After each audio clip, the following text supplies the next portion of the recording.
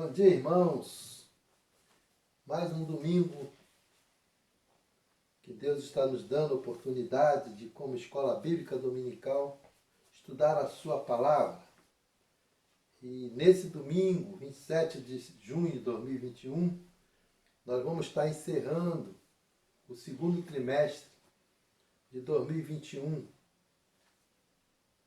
a qual nós estudamos o Evangelho de Mateus, o Evangelho do Reino.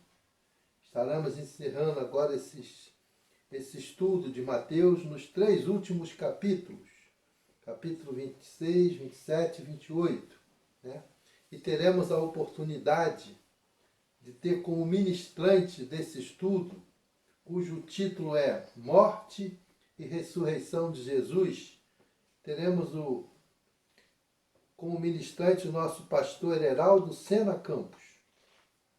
E nessa abertura eu convido os irmãos aí dos seus lares para a leitura bíblica que se encontra em Mateus capítulo 27. Vamos ler os versos 20 a 24, sendo que o verso 22 é o nosso texto áureo.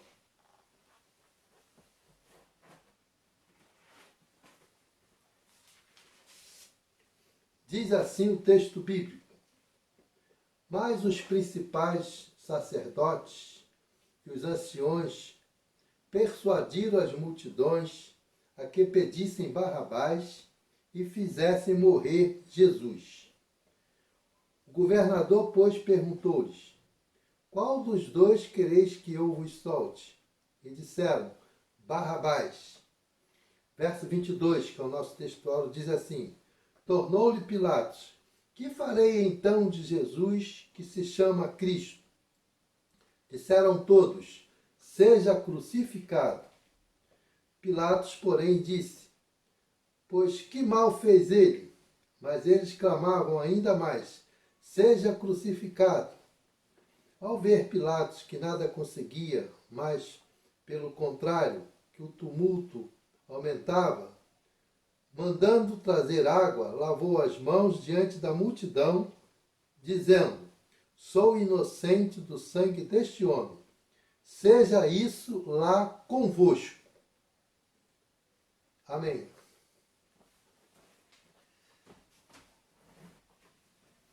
Ainda nessa oportunidade, irmãos, quero convidar os irmãos para ir dos seus lares abrir seus cantores no hino 190 do cantor cristão, que tem o título Para Salvar-te. Esse hino é o hino do trimestre, o hino que foi escolhido para ser o hino base do trimestre, né? E ele tem uma mensagem profunda que vem coadunando com todos os estudos que temos aprendido, temos participado nesse trimestre, né? E a mensagem dele é uma mensagem de salvação. Jesus morreu para nos salvar, né? A lição de hoje vai falar da sua morte, da sua ressurreição, todo aquele caminho, né, que Jesus teve que seguir no final do seu ministério para cumprir o plano e propósito de Deus. E esse hino tem uma mensagem que coaduna com todos esses fatos de Jesus sendo entregue aos principais sacerdotes, sendo julgado por eles, depois por Pilatos, e por fim sendo condenado à morte de cruz, né? E para que todos nós tivéssemos a salvação, Jesus precisou passar por essa fase estabelecida por Deus, seu Pai, para que nós pudéssemos ser salvos. E a mensagem é de apelo, né? Para que todos aqueles que entendam a mensagem da cruz aceitem Jesus como Salvador. O título do hino é Para Salvar-se. Por isso que Jesus morreu, para nos salvar. Depois de cantarmos a primeira e segunda estrofes desse hino, 190, vamos ter o acompanhamento da irmã Lúcia Maria, pianista, né? Vamos ter a participação da família pastoral cantando para nos ajudar. Nós teremos, depois desse cântico, nós teremos a oração intercessória que vai ser feita pelo irmão aluno da IBD chamado Zesiel de Freitas Costa.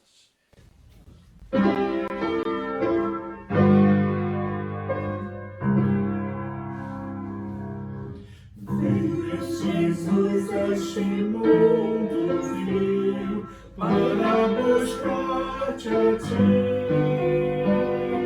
Foi rejeitado por gente hostil para salvar-te a ti.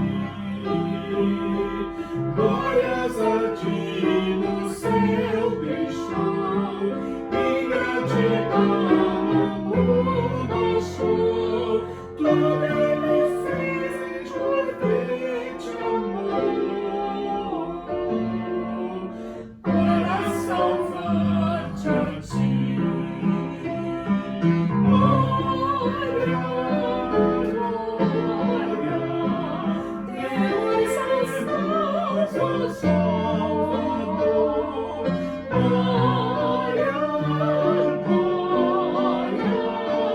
o Senhor de amor.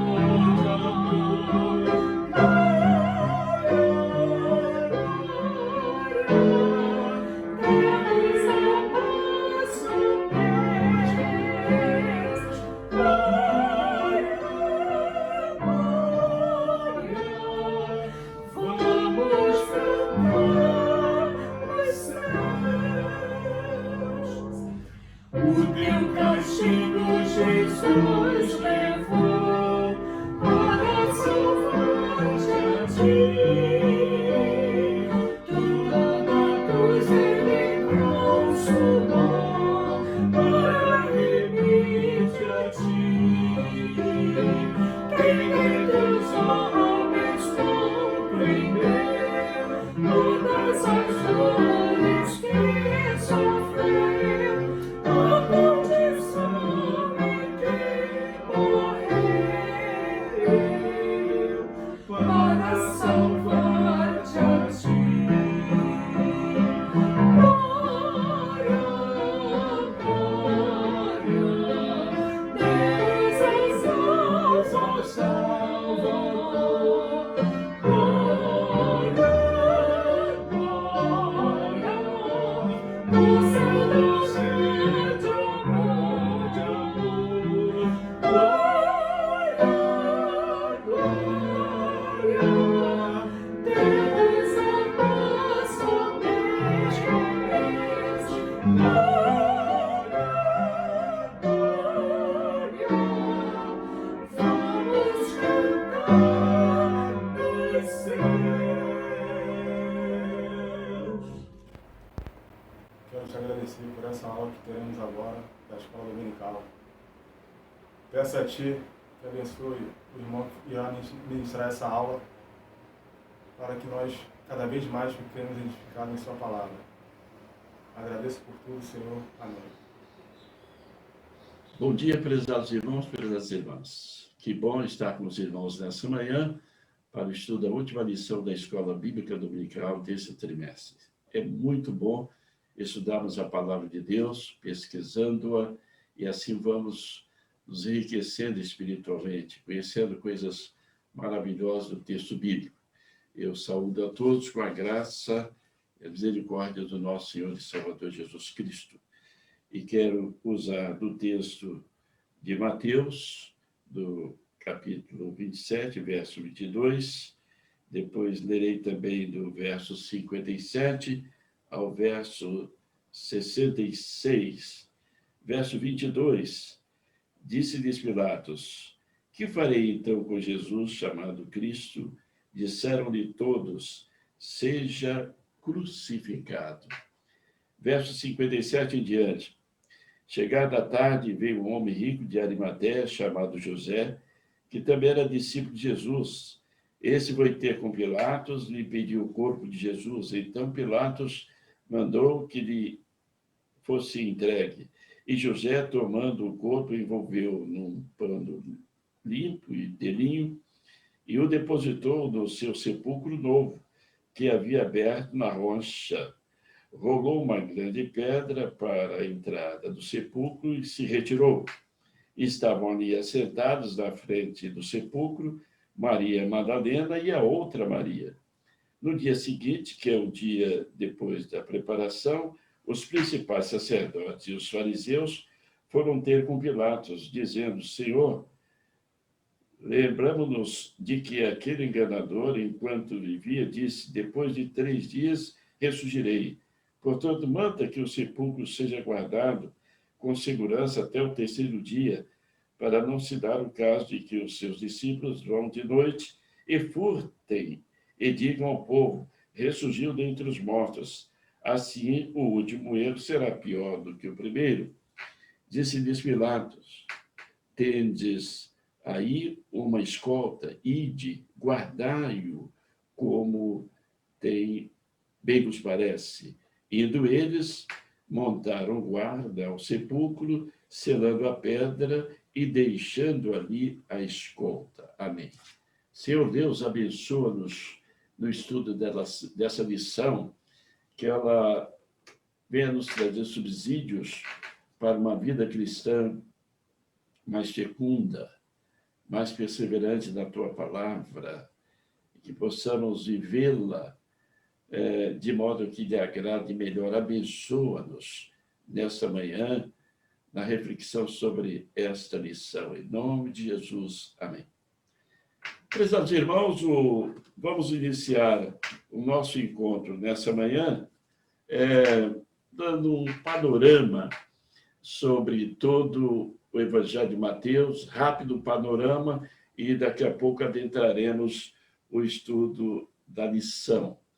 A abertura desse ciclo de lições foi com a lição Cumprimento da Promessa de Deus. O Evangelho de Mateus, irmãos, é considerado pelos analistas bíblicos como o livro que traz uma narrativa autoritária da vida e sobre a vida de Jesus. Inicialmente, ele foi escrito para os judeus, e aí o autor faz uma comparação muito importante entre o judaísmo e o cristianismo. Por vários motivos, parece que o Evangelho de Mateus ele ganhou uma certa ascendência sobre os demais, logo no princípio, a saber, pelo arranjo do seu material, e esse arranjo é distribuído por tópicos, e não necessariamente de modo cronológico. Tornou-se também um manual apropriado para a instrução do povo judaico. Segundo, considerando todos os fatores, contém a mais completa narrativa, tanto das obras como dos ensinamentos de Jesus. Terceiro, ele reflete o ponto de vista mais impessoal, mais universal. E quarto, ele é o mais eclesiástico entre os evangelhos. Na verdade, procurando enfrentar e solucionar problemas da igreja e não meramente narrar a história da vida e dos ensinamentos de Jesus. Quem escreveu o Evangelho de Mateus? É muito fácil, os historiadores, eles são unânimes em dizer que Mateus, o evangelista, foi quem o escreveu. Nesse ponto, há um consenso. A data provavelmente tenha sido escrita nos anos 70, quando Domiciano era o imperador. O destino do Evangelho de Mateus é exatamente considerado um manual da vida de Cristo e da teologia bíblica. Nos seus propósitos, ou os propósitos desse livro, nós temos algumas considerações. Por exemplo, o autor considera, e a sua tese é esta, que o cristianismo é a continuação da revelação bíblica acima do judaísmo. Então, ele procura dissipar essa questão entre judaísmo e cristianismo.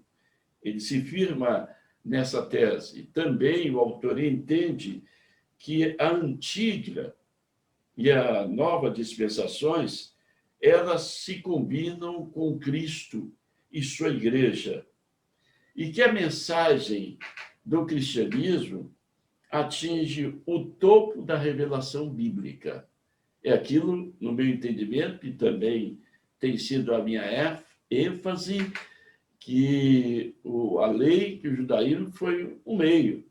Tudo que se fez anterior ao advento do Messias foi uma preparação para que houvesse, então, a revelação máxima de Deus, que era Jesus Cristo. Segundo, ele considera a própria lei mosaica importante, e é importante, para se chegar à nova aliança. A lei mosaica foi importante para chegar à graça. E que a revelação trazida por Cristo, ela é superior de Moisés. É verdade? Precisamos entender isso. E lembra os irmãos que este é um ponto muito importante no entendimento da lei e a graça. Porque por falta desse entendimento é que existem ainda muitas correntes, algumas correntes evangélicas que estão ainda se fundamentando na graça, na lei, e não observando a graça, sabendo que a lei, ela vige até a eficácia da graça. E nós, como crentes batistas, precisamos cada vez mais estarmos firmes nessa tese. Estamos debaixo do ministério da graça, que é superior à lei. O Evangelho foi escrito para quê? Ele foi escrito para consolar os crentes perseguidos pelo imperador Domiciano.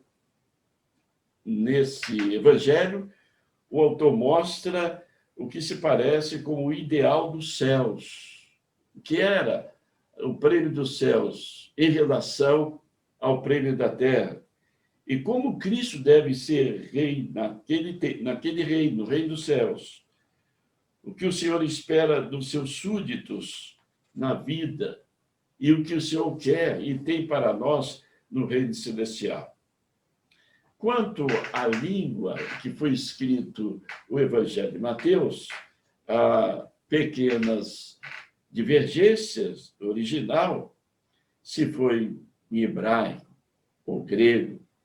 Mas, apesar disso, a maioria dos eruditos, eles são firmes em considerarem que o Evangelho de Mateus, como de resto todo o Novo Testamento, mas o Evangelho de Mateus foi escrito no grego. Adentramos, então, a lição propriamente dita, a ressurreição de Cristo. A lição começa analisando dois contrastes. A conspiração dos líderes, os sacerdotes judaicos, para matar a Jesus, e outro contraste, a preparação da Páscoa. Aí está um problema em que aquelas autoridades judaicas, elas se defrontaram com esse problema, porque era muito importante que a condenação, o julgamento e condenação, não coincidisse com a Páscoa, porque a Páscoa era um movimento muito grande. E lembra os irmãos que, dentre as festas judaicas, haviam 3 festas principais. Essas festas eram a Páscoa, a festa de Pentecostes, ou das Semanas, e a festa de Purim. A festa da Páscoa eram 3 festas anuais, mas que tinham um sentido bem importante. Ela era, por exemplo, realizada, a festa da Páscoa, no dia 14 do mês de Nissan, que no nosso calendário seria entre março e abril. Para que era realizada essa festa? Para comemorar o êxodo do Egito, conforme está registrado, por exemplo, no Evangelho de Lucas 23:6. A festa da Páscoa tinha, então, essa característica muito importante. Os judeus tinham vários tipos, mas a Páscoa era uma das mais importantes. Mas tinha a festa de Pentecostes, ou das Semanas, que era realizada no fim da colheita do trigo. O judeu tinha a sua alimentação muito na base do trigo. Era realizada no 6º dia do 3º mês de Sivan, que corresponde ao nosso calendário, mais ou menos, no mês de junho. Era para quê? Para comemorar a entrega da lei. Isso aí está no Êxodo 23, 16.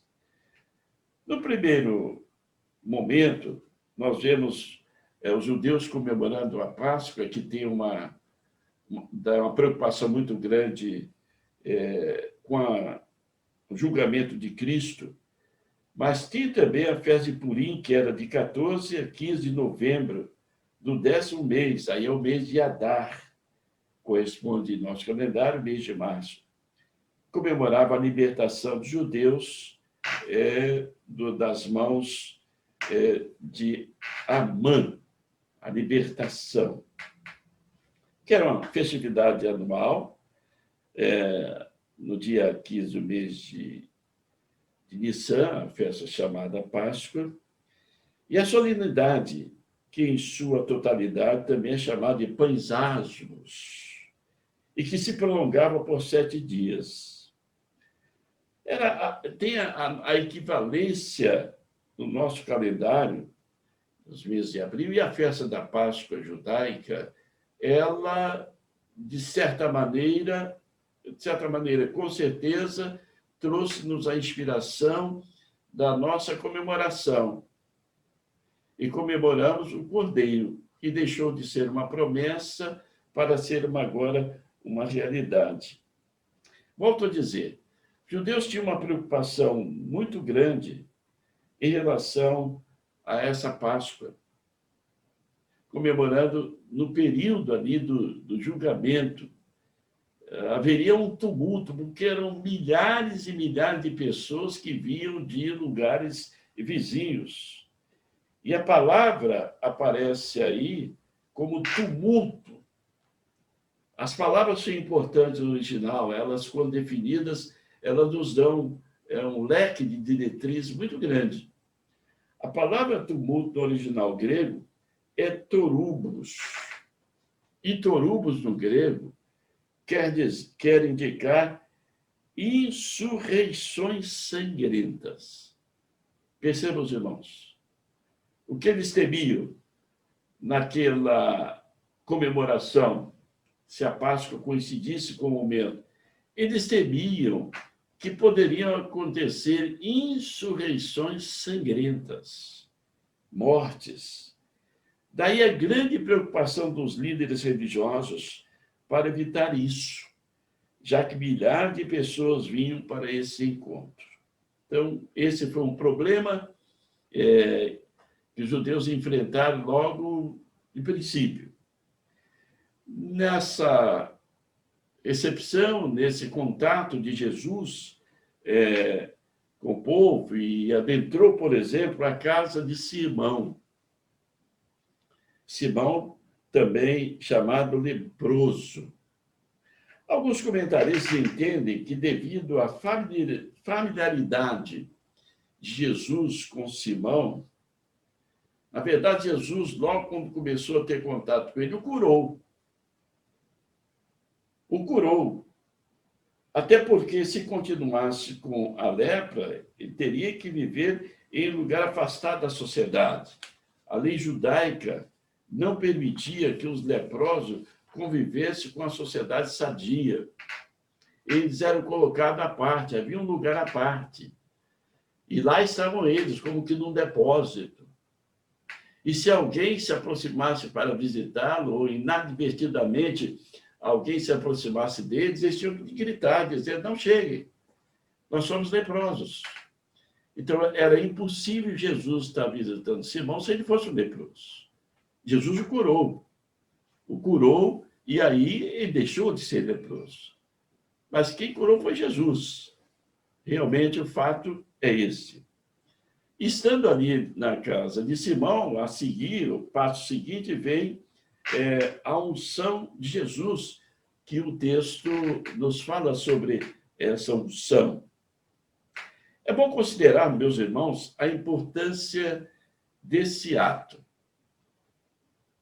A unção com óleo era muito comum nos reis quando assumiam o reinado. Para isso usava-se o melhor óleo. E Jesus ali foi ungido por Maria, com o melhor óleo. Há algumas discrepâncias pequenas se o óleo realmente, Jesus foi ungido os pés, a cabeça, ou se só os seus pés é que foram preparados. O texto nos diz que esse óleo ele era de muita importância, muito caro. Ele era colocado num vaso chamado alabastro. E aí é bom que os irmãos entendam, quer dizer alabastro. Alabastro era um material de carbonato branco ou amarelado. E esse material era uma espécie de uma argila, um barro próprio. Ele era encontrado numa aldeia do Egito e só naquela aldeia. Daí a sua importância, porque ele era resistente, tinha uma liga muito boa. E nesse vaso de alabastro se colocava ungüentos caríssimos. Portanto, alabastro não é unguento. Unguento é o bálsamo que ali é colocado. Alabastro é o recipiente, é o vaso, formado de uma argila especial que vinha de uma cidadezinha do Egito. Esse bálsamo era um unguento de grande valor. Era usado pelos reis. O custo dele era muito alto. Eram 300 denários. Os irmãos podem fazer a multiplicação, a conta aí, vão encontrar o preço alto desse vaso. E por isso, então, esta unção, essa recepção ao Senhor Jesus Cristo, ela foi motivo de críticas. De críticas por alguns discípulos. Jesus só não estavam somente ali os 12 discípulos, não, ou os 11, mas tinham outros também, talvez de menor importância, de menor notariedade, mas eles ali estavam. E havia, então, algumas críticas, porque o grande iniciador dessa crítica foi Judas Iscariotes, né? Ele criticou esse dinheiro tão alto, gasto, derramando esse unguento, poderia ser esse unguento vendido e distribuído com o próximo. Judas, na verdade, era um verdadeiro demagogo e ele não tinha essa intenção, essa pureza de atender o próximo. Jesus fez, então, correção, dizendo sobre o valor de ele ser ungido. Ele era o Filho de Deus, ele era o rei, ele não estaria por muito tempo com ele, seria um momento rápido, e o valor da presença dele. É interessante notarmos que hoje em dia, em nosso tempo, as pessoas criticam muitos atos da igreja, por que fazer isso, fazer aquilo, e até o ministério. As pessoas não conseguem medir, mensurar o valor ministerial, o valor de uma recuperação, o valor de um aconselhamento pastoral, o valor de uma ajuda ministerial, o valor de uma bênção, o valor do culto, isso é, os valores profundos que demandam da vida religiosa, do ministério da própria igreja. E Jesus fez ver isso a eles, o valor da presença dele, dos milagres, de tudo que Jesus fez, e que seria até muito insignificante aquele dinheiro que gera uma importância grande em relação ao que ele fez e veio fazer para a humanidade. E Jesus diz, eu não estarei convosco todos os dias, eu vou deixá-los. Vocês terão sempre os pobres aí que vocês poderão ajudar. Na verdade, aquilo era uma demagogia muito grande, por parte principalmente de Judas. Depois dessa questão das críticas em relação a isso, que Jesus pôde esclarecer a todos sobre o bom ato que aquela mulher estava fazendo, e veio o momento da traição. Não há dúvidas, meus irmãos, de que Judas foi o traidor nessa grande trama. Judas era, numa linguagem policial hoje aí, ele era uma espécie de um X9, de alguém lá introduzido no crime, entre os marginais, e esse X9, então, passa para a polícia todas as informações. Por que Judas? Quem era Judas? Judas, ele quis ser discípulo porque entendia que a mensagem de Cristo lhe era muito conveniente, muito atraente. Ele entendia que Jesus seria o grande líder político e revolucionário em Israel. Isto lhe chamou a atenção. Ele tinha ideais, projetos políticos. Ele queria participar desse ministério, daquilo que Jesus dizia, um novo reino. Enfim, ele pensava ser Jesus um revolucionário que ia mudar a política, que ia trazer para Israel a independência econômica, independência política, queria libertar Israel. Era o Messias terreno. Ele entendia que Jesus seria o grande líder político revolucionário, com um projeto que lhe era conveniente, um projeto que lhe agradara. Mas quando ele percebeu,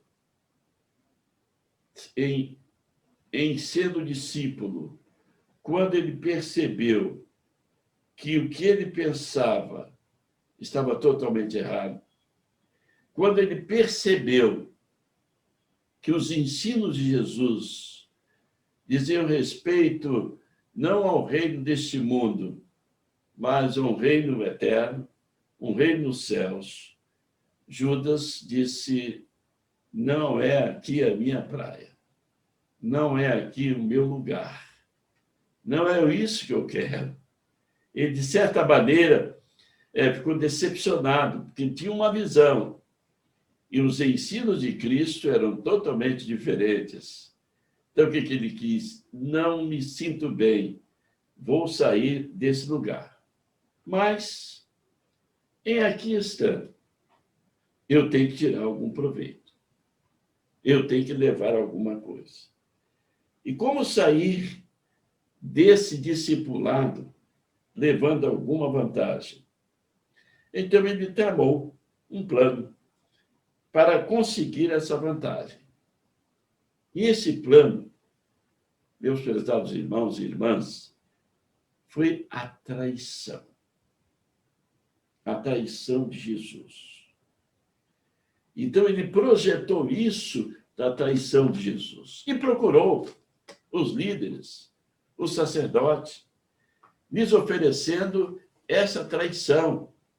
E ele queria algum dinheiro para atrair o Senhor Jesus Cristo. Ofereceu. E os sacerdotes logo aceitaram. E o preço acordado foram 30 moedas. E ele venderia Jesus, ele sabia. Nesse momento, Jesus estava um pouco retirado, num lugar não tão público, mas estava mais retirado. E ele queria, então, que os sacerdotes judeus lhe dessem essa importância. Eles concordaram. E Judas, então, levou os soldados, as autoridades, onde Jesus estava, e o caracterizou, distinguiu com um beijo, e veio a traição. E Jesus foi ali preso e seguiu a sua jornada de sofrimento até a morte de cruz, depois, vitoriosamente, a sua ressurreição. O julgamento de Cristo no Sinédrio, que veio acontecer atos depois de todo o sofrimento, Segundo comentaristas, eles afirmavam que é possível que o julgamento tenha acontecido em 2 ou 3 reuniões, que foram realizadas pelo Sinédrio. Uma ou 2 dessas 3 reuniões foram realizadas à noite, mas eram reuniões preparatórias, preliminares. Alguns acham que essa reunião teve 3 estágios. A primeira foi dirigida por Anás. Quem era Anás? Era sogro de Caifás. Ele não foi... E essa reunião dirigida por Anás, que era também um líder importante, não foi uma reunião oficial do Sinédrio, mas eles reunidos ali resolveram fazer esta preliminar. A segunda reunião foi dirigida pelo líder Caifás, genro de Anás. Foi uma espécie de exame prévio. E aí já estavam os representantes do Sinédrio. Mas também não foi uma reunião oficial, como não foi a anterior. E a terceira reunião foi o exame final e formal.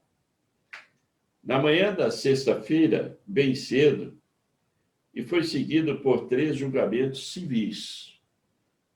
Primeiro, diante de Pilatos, Jesus foi julgado.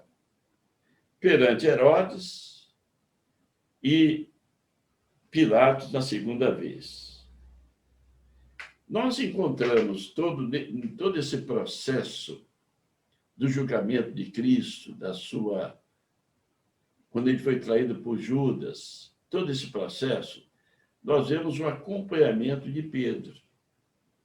E todos já sabemos quem é Pedro, seu comportamento impossível, da sua declaração, que aí, esse processo, ele foi questionado também, identificado como sendo um dos seguidores de Cristo, e ele negou 3 vezes, o galo cantou, ele sentiu na pele tudo aquilo que tinha dito a Jesus, e agora estava acontecendo, e ele chorou amargamente, evidentemente, mas Pedro não parou.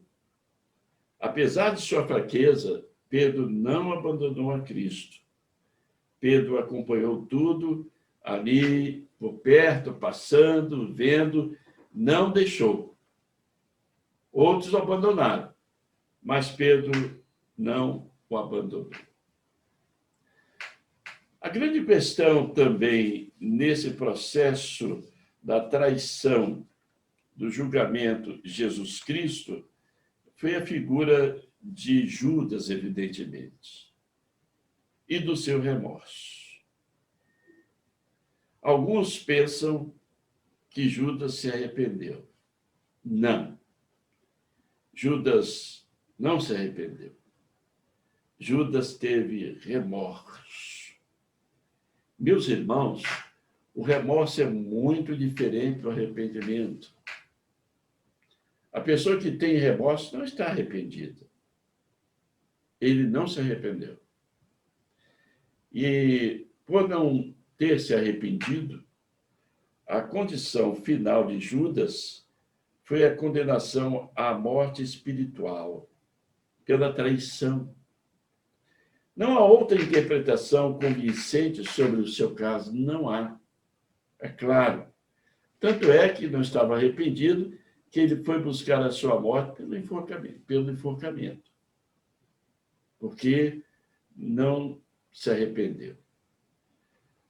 Aos julgadores de Cristo, e quando Jesus lhes foi apresentado, e o primeiro julgador de Cristo foi Caifás, cumprindo assim o rito judaico, o segundo julgador de Cristo foi Pilatos, que recebeu de Caifás o encaminhamento do caso.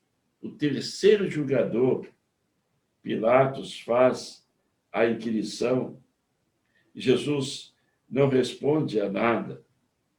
Jesus não tinha desejo político para se defender.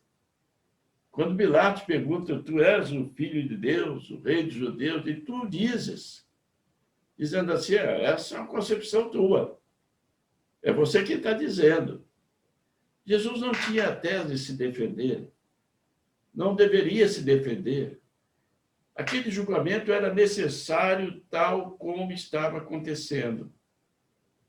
Porque Jesus deveria enfrentar todas as dificuldades, toda injustiça, toda traição, tudo. Todas as coisas deveriam recair sobre ele. Verdadeiramente, ele deveria sofrer para poder ter o quê? Ter a vitória final. E veio para assumir o ônus do nosso pecado. Jesus teria a vitória final. No capítulo 28, nós temos todo o desfecho, todo o coroamento de uma saga, de uma vida do Senhor Jesus Cristo, que veio para identificar, para eliminar o pecado lá do Éden, para limpar a nossa culpa e dar-nos a salvação.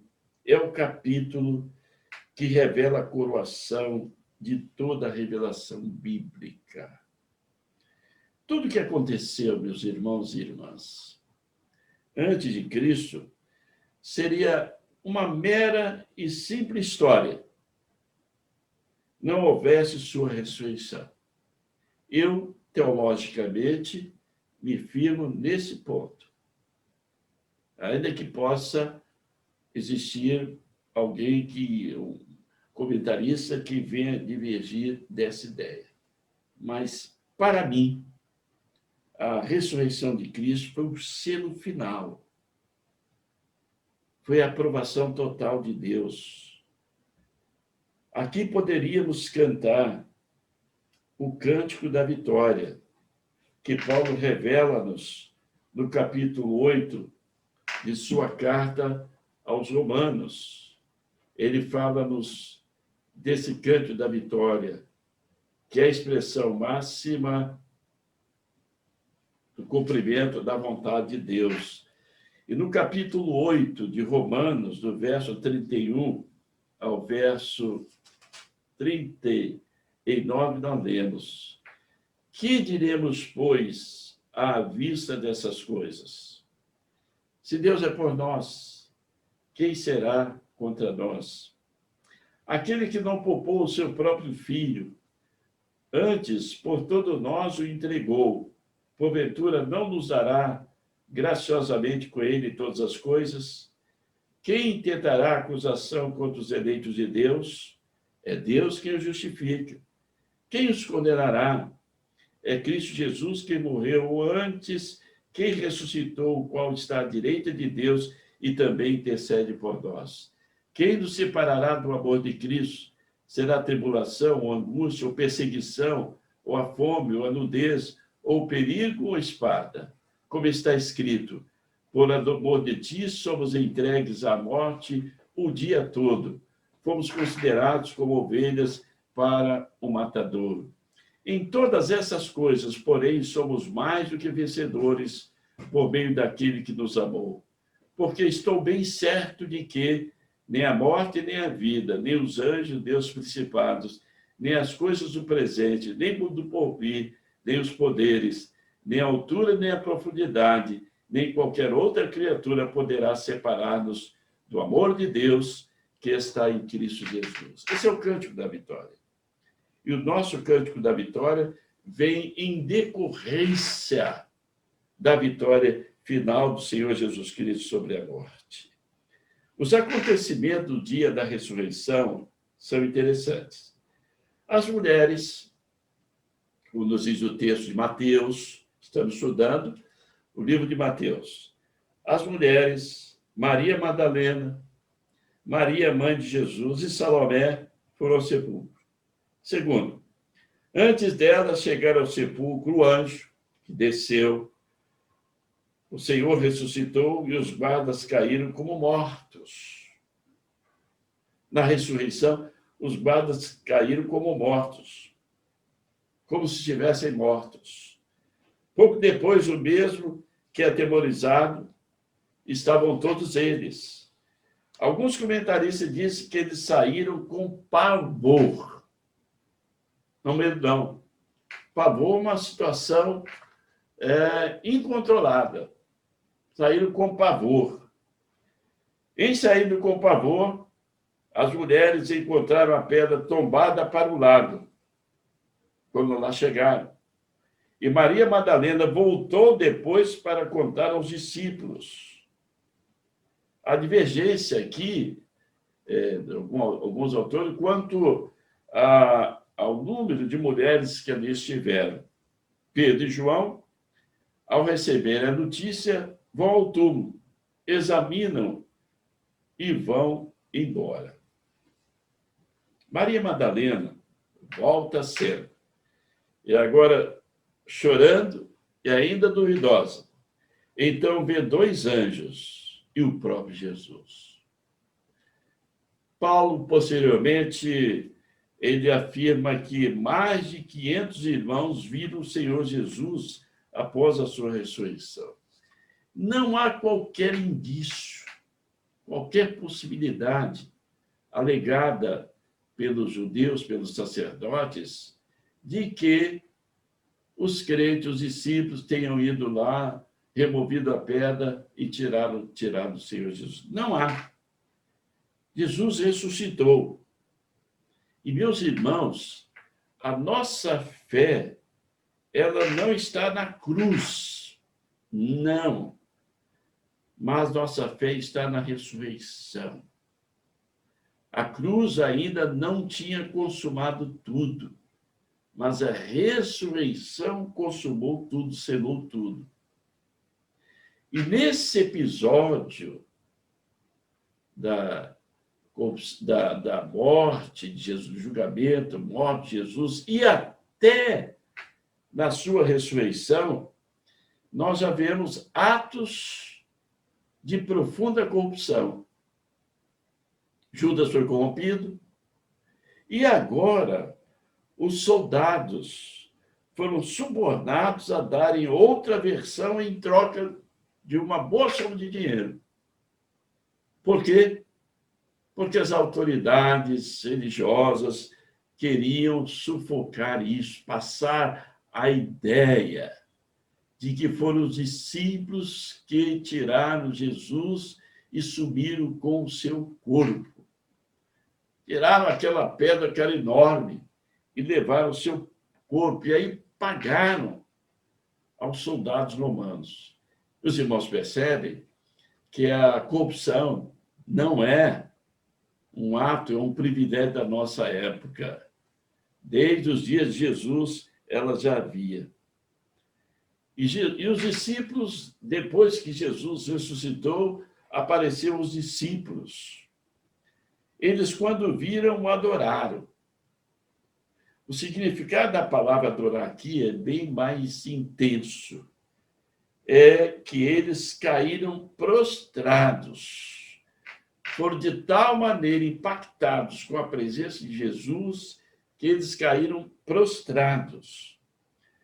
E volto a dizer, a possibilidade também de qualquer justificativa na dúvida de Tomé não encontra qualquer respaldo convincente nos textos da palavra de Deus. Tomé não tinha motivo para duvidar daquele milagre. E aí Jesus finalmente aparece de maneira vitoriosa, exuberante, com alegria, e dá a grande comissão, o ide para a missão da igreja. Meus irmãos, o Evangelho termina com notáveis afirmativas. Uma reivindicação. Uma grande missão baseada nas reivindicações. Uma grande promessa sobre a presença permanente e ajudadora e constante do Espírito Santo na vida dos crentes da igreja. E, finalmente, a ascensão de Cristo. A ascensão de Cristo é o mais sublime de todos os espetáculos espirituais e até espetáculos artísticos. Ver o Cristo ressurreto, sem qualquer interferência humana. E olha, o dia de Pentecostes ainda não tinha acontecido. E Jesus estava ali. Deste monte, Jesus dá ordem: fazer discípulos. Fazer discípulos, batizando e ensinando. 3 pontos da vida da igreja: fazer discípulo, batizar e ensinar. Essa é a missão da igreja. Nos dias odiernos, tem se desvirtuado muito a missão da igreja. Mas essa é o que Jesus diz, são as últimas palavras de Jesus: fazer discípulo, batizar e ensinar. Portanto, esta é a nossa missão como crentes. Esta é a missão da igreja. E quando Jesus saiu do túmulo, ele foi sepultado em um túmulo de José de Arimateia. Aparece a figura deste homem que eu gostaria de também dar um destaque. Quem era José de Arimateia? José de Arimateia era um homem rico. Ele era membro do Sinédrio. Mas ele era um membro do Sinédrio que estava convencido de que Jesus Cristo era o Salvador. Ele era um homem discreto, porque não podia revelar a sua posição, porque senão seria perseguido e morto. Por medo dos judeus, não se expunha, mas ele não concordava com os judeus e nem com a condenação. Era um homem bom e justo e que esperava o reino de Deus, o cumprimento do reino de Deus. E depois dessa ação, quando ele se apresenta, ele pede a Pilatos o corpo de Jesus para sepultar em seu túmulo, ele, depois dessa declaração, ele se torna abertamente leal a Cristo. Porque quem, diante daquilo, ofereceria um túmulo? Ele estava dizendo, se identificando com Jesus. Depois dessa ação, ele declara abertamente sua lealdade. A ousadia desse fato foi muito grande. E ficou aí demonstrado pelo fato dos outros discípulos terem se ocultado, exceto João, que ficou diante da cruz com Maria, mãe de Jesus. A tradição diz que José de Arimateia foi enviado por Filipe à Grã-Bretanha, onde se estabeleceu dos anos 63 depois de Cristo. Portanto, meus irmãos, nós estamos encerrando uma série de lições desse trimestre sobre o ministério da revelação. O primeiro ponto da revelação bíblica foi a chamada de Abraão até o advento do Messias. Jesus abre o seu ministério e agora o encerra com esse coroamento, seus milagres, deixando a sua natureza humana e assumindo a sua natureza divina. Na cruz do Calvário, Jesus disse que, se possível, paz de mim esse cálice. Ali, Jesus estava sofrendo na carne, na dor.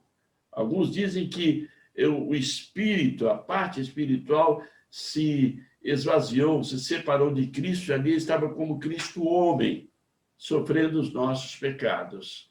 E Jesus, então, dá a prova de que ele era Deus, vindo ao mundo, vivendo como homem, mas não pecando, e se sobrepujando a toda e qualquer limitação, voltando para o Pai, coroando essa sua vinda e dando-nos a garantia de uma vitória sobre a morte, a vida eterna em Cristo Jesus. Amém.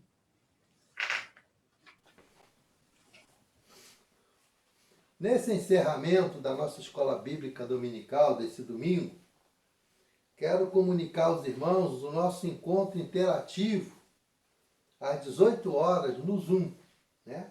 Esse encontro tem sido uma bênção para todos nós e nós estamos mantendo esse encontro para aprimoramento da lição, aprofundamento da lição, troca de experiência. É como se nós estivéssemos na escola bíblica presencial. Todos podem participar, todos podem perguntar, tirar dúvida, trazer suas experiências, né? Então, nesse encontro interativo, todos teremos essa oportunidade, os professores, os alunos, todos aqueles que sentirem esse desejo, né? Convido os irmãos aí dos seus lares para abrir seus cantores no hino 190 do Cantor Cristão, título Para Salvar-te. Vamos cantar agora a terceira e quarta estrofes desse hino para completar a mensagem que coaduna com a nossa lição, que encerra esse trimestre, e que Deus possa nos enriquecer com todo esse acervo de ensino que nós aprendemos no livro de Mateus, o Evangelho do Reino, e que nesse final de trimestre possamos encarar os desafios que tem pela frente, no novo trimestre, né, que a gente vai ter. Vamos estudar no próximo trimestre a doutrina de Deus, né, assunto com vários textos variados da Bíblia, um assunto muito bom, a gente conhecer mais quem é Deus, seus atributos, né, tudo aquilo que Deus é, tudo aquilo que Deus faz, tudo aquilo que Deus fez, faz e vai fazer na vida de nós, na vida de cada um de nós. E no próximo trimestre a gente já vai estar estudando esse tema, né? No primeiro domingo de julho já teremos esse novo tema. Os irmãos poderão pegar suas revistas, né? Que vai ser distribuída agora a partir desse domingo.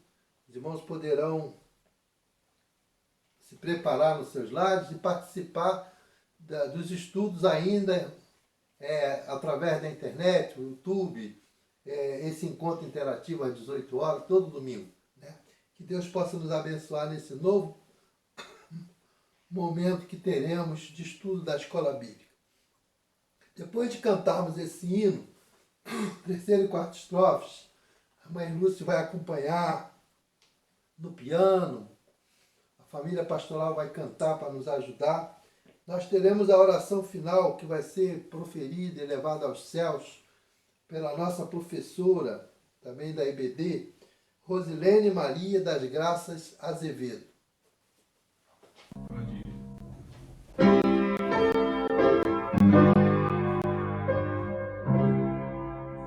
Tudo isto Deus fez em teu favor para salvar-te a ti.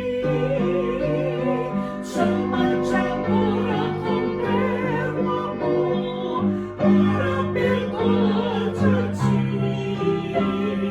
Deve chegar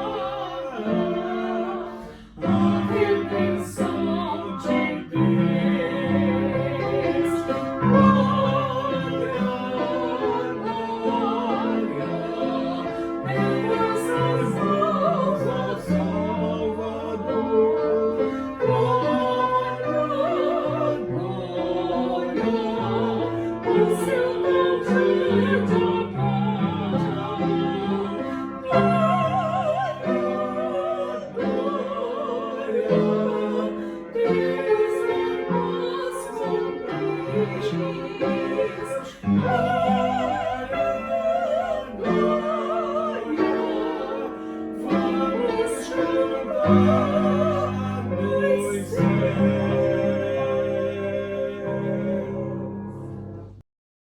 Senhor, nosso Deus, nosso Pai, Senhor, agradeço a Ti por mais esse dia, Senhor, que Tu nos deste. Agradecemos a Ti pela lição estudada, Senhor. Pedimos a Ti também pela família da Tua igreja, Senhor, pelos enfermos, Senhor, e também pela família enlutada, Senhor, que possa todos consolar, Senhor. Pedimos a Ti e agradecemos a Ti, Senhor, pela vida, Senhor, que Tu tem nos dado, pelo livramento de tudo, Senhor. Só Tu tem possa nos fazer isso. Peço a Ti também, Senhor, que Tu possa nos acompanhar nesse dia, Senhor, que terá o culto logo após, Senhor, que Tu possa abençoar o pastor Heraldo junto com sua família, Senhor. São essas bênçãos que eu lhe peço, Senhor, em nome de Jesus. Amém.